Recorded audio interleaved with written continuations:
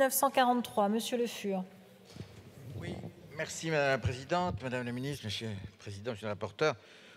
Moi, je ne vous cache pas que dans son ensemble, ce texte m'inquiète et cet article ne me rassure pas. Pourquoi ne me rassure-t-il pas? Parce que vous proposez des zones où l'éolien sera encore davantage possible. Il sera possible sur l'ensemble du territoire, mais il y aura ces fameuses zones d'accélération définies par l'article 3 où il sera davantage possible. C'est-à-dire que le droit qui s'appliquera ne sera pas le même. Il y aura une espèce de droit light qui s'appliquera à l'égard des promoteurs de l'éolien. Qu'est-ce qui va se passer? En fait, les zones techniquement intéressantes pour installer l'éolien ne sont pas si nombreuses que cela. C'est pour ça que les projets éoliens se concentrent tous souvent dans les mêmes zones, pour des raisons de droit bien souvent, mais aussi pour des raisons de captation de la force du vent. Regardez cette petite carte, on voit la concentration gigantesque.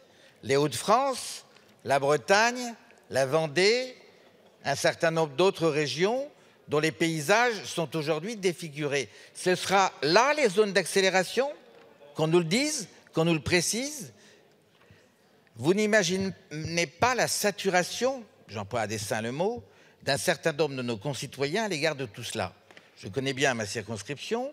Vous avez des communes qui sont de vastes communes, qui sont un peu plus en hauteur, Plémet, Plumieux, etc., où se sont agglomérés l'ensemble des projets éoliens. Et nous venons d'apprendre, hélas, qu'un nouveau projet a passé l'obstacle du recours administratif. Donc, ma crainte objective, c'est qu'en dépit de bonne volonté, affichée peut-être par certains, nous n'ayons, avec ce texte, que la possibilité d'en faire encore un peu plus, toujours plus d'éolien, une énergie qui répugne à nos concitoyens, et il faut savoir les écouter. J'entends beaucoup de gens qui préconisent l'éolien et qui ne seront pas concernés sur leur propre territoire par ces grandes machines.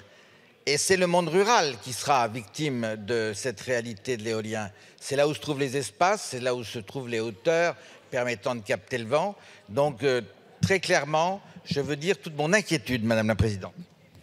Merci. Avis de la Commission.